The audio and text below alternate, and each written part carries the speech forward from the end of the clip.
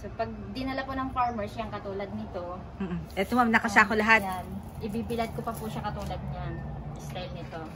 So, kailangan po makadalawa o 3 araw, kailangan mo pa siyang baliktarin para yung sa ilalim, para matuyo agad siya. Yun. So, ibig mo sabihin, lahat ma'am, eto, kunwari, di ba?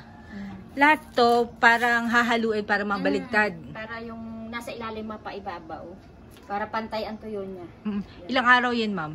Siguro 2 linggo po o higit pa bago siya matuyo. Pag laging mainit po, yun medyo 2 linggo siya matutuyo. Question ma'am, no? Kasi kami umiinom lang ng kape. Hindi namin alam na ganun yung kahirap ang proseso.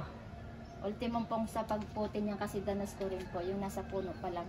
Maganit po siyang tanggalin sa puno. So yun, pagpupitas bago padalhin dito ng farmers, matinding hirap na kung dinadanas nila. So yung pagbibilad po dito, pag kami tanghali na yung mainit na yung ano niya, klema niya dito kaya. Ma'am, yung pag-ano ng mga farmers natin, no? Kasi talagang yung kwento ni Sir kanina, talagang naiyak ako. Kasi ramdam mo yung hirap. So ibig sabihin, ma'am, normally gaano katagal po ang pagkukuha sa puno ng sa ano? Depende po sa nangunguha. Kasi hindi po parehas eh. Merong mabilis, merong ano lang din. Yung medyo, pag sanay ka na sa gayang ano, medyo mabilis na ang pagkuha ng bunga. So, yung iba ko kasi medyo matigas siya tanggalin dun sa ano, mga sanga-sanga niya. At araw-araw ma, may nagdadala na farmers? Hindi naman? Araw-araw. Kumbaga tuwing makaliwang, tatlo kasi inaantay pa nilang mahinog talaga yun eh. So, eto ma'am, 2 to 3 weeks? Yung ganun. Okay. Hindi masyado. Pagkatapos ma'am dito, kasi nakita natin ang dami, no? Pati sa sahig, no? Opo. Kasi wala na akong ano, kaya kailangan ko siya ililatag. Ilan ma'am yung ganito nyo? Meron pa sa iba? Yan pong isang. Dito sa labas.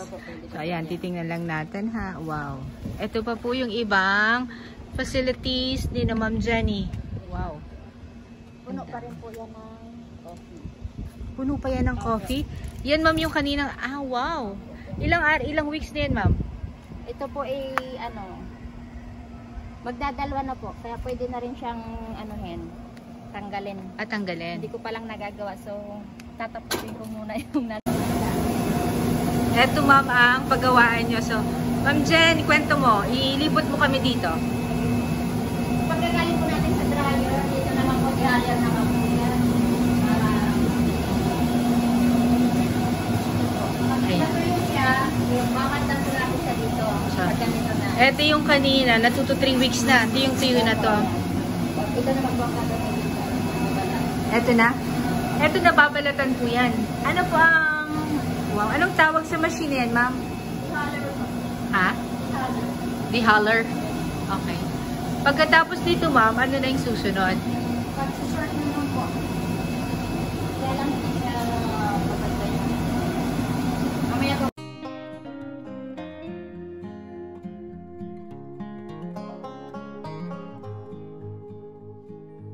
Tapos dito, ma'am, sa hauling area.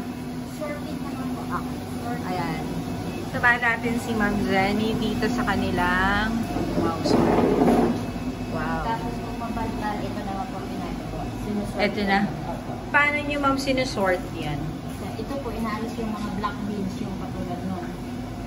Inipili isa-isa yan. Tapos, ito na ma'am ang mga tinanggal nyo. Para kung ano no, yung balat? Yung mga sira po, yung mga black beans yun.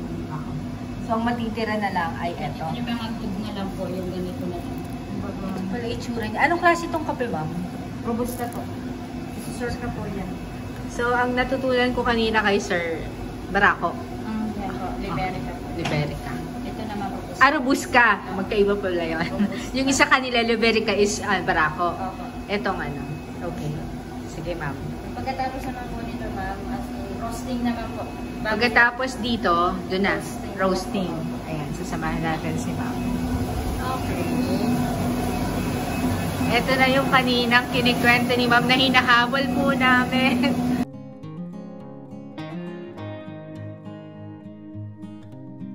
Lalabas kasi ito pagka dito kayo po masisili. Tataas kasi yan layo kung hindi mainit. So, ito po siya.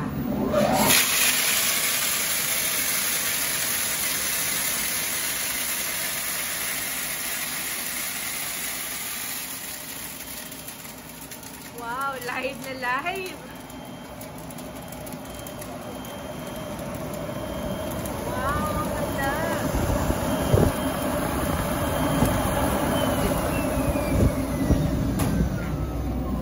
Tapos yan, ma'am, yung lumalabas na dito. Ito po yun, lalabas siya dito pag malamig na. Pag malamig na. Pag malamig na, iba po siya. Yung Ma'am Jen, dyan ang grinder. opo, i-grind na siya dito para maging powder yung beans. Yung kanina, Opo, na tinignan yung natin na beans. sobrang hot na hot pa. Opo. Okay, and next, ma'am, dito na tayo. Packaging na po siya. Wow! Bago pa po ipapak. Ah. Yun nga po, nagpakanina dito kaya yan. Pakita ko lang, napakaluwag ng office nila, ma'am. Napakaganda kasi mahangin. Kompleto kayo, ma'am, sa makina. Okay. Depende po sa klase ng kape, magkaiba rin po yung lasa namin. Yan, ma'am, anong... Dito po ay blended po ang nakalagay dito. Pag sinabi mong blended, ma'am? Yung tatlong variety po ng kape, pinagsama-sama doon. Robusta. Liberica and Arabica po. Ah, meron kayong ganyan. So, yan yung ang tawag nyo is, ano pang brand name nyo? Cafe de Cabullo po. Cafe de Cabuyao. Blended. Tatlo yun. Robusta, Robusta, Arabica, Arabica, and Liberica. Okay. So, yun, ma'am, ang pinakamasarap. Yun po ang mabenta. Yun ang pinakamabenta. Yun po ang bestseller. So, dito, packaging. Pagkatapos yan, ma'am, Isisil po doon pag nakatapos pong mag-pack. Yan. kompletong-kompleto po sila ng makina dito sa... Set po siya dito para magkaroon na magiging ganito siya. Yan. Wow. Magka-pack na siya. Oo. Tapos yung iba naman ganito style niya.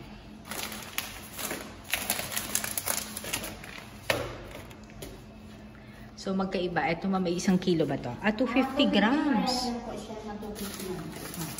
Wala na pala akong robusta. Yan. Magiging...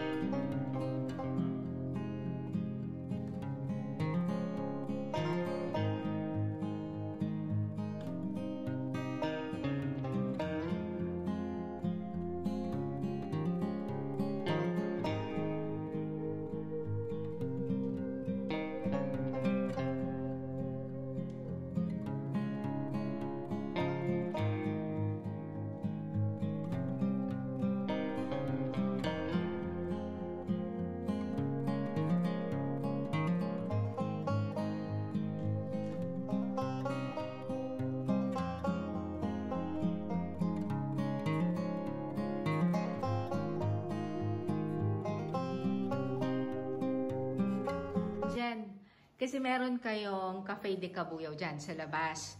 Na tuwing bibili kayo ng meals, may kasamang kape. Tama ba, ma'am? Only coffee po sa kumakain dito, ma'am. Only coffee. Basta dito kakain. Basta Oo. dito po kakain. Only coffee po. Paano nyo, ma'am, naisip na magkaroon ng Cafe de Cabuyao? Yun po ang naalam nila na maging negosyo dito. Kasi dito po may mga kapehan. So dati po wala silang pinagdadala ng kape.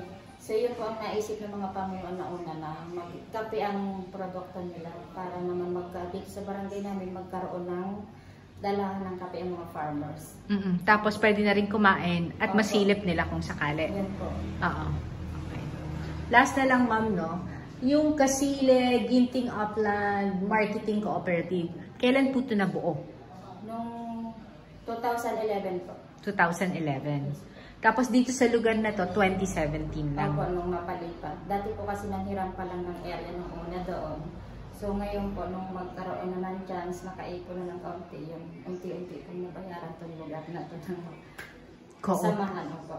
Wow! Ilang members kayo meron ngayon? Sa ngayon po, kulang 200. Wow! Lahat po ng members nyo, taga Kabuyao? Taga rito lang dito. Tapos Barangay Kasile lang? Barangay Ginting Kasile po. Yan. Barangay Ginting Kasile, yung mga members na 200. Ayan. So, sana mga kababayan, suportahan natin ha. Alam mo, napakasarap po ng amoy. Ma'am Jen, maraming salamat ha. Thank you. I-invite ko po kayo dito sa Cafe de Cabuyao kung para matikman niyo po ang aming kape. At ang Facebook account niyo, ma'am, ay Cafe de Cabuyao na, ma'am. Ayan.